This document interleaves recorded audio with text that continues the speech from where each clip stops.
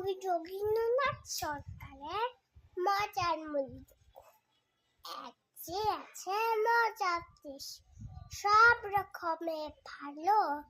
রাতে দেখতে পেয়ে যায় রোদ, দিনের চাঁদের আলো।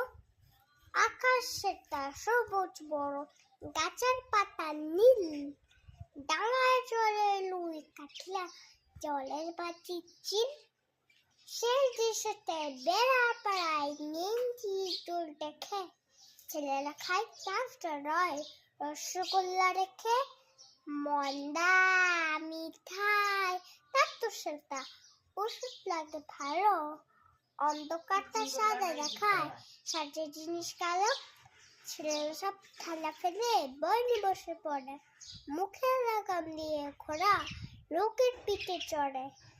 খুড়ির হাতে বাঁশের লাটা, উঠতে থাকে ছেলে। বসে দিয়ে মানুষ খাতে, পাচিরে চিপচারে জিলিপি। শীতে এসে কামড় দিতে চায়, কচুরি আর রসগোল্লা ছেলে ধরে খায়।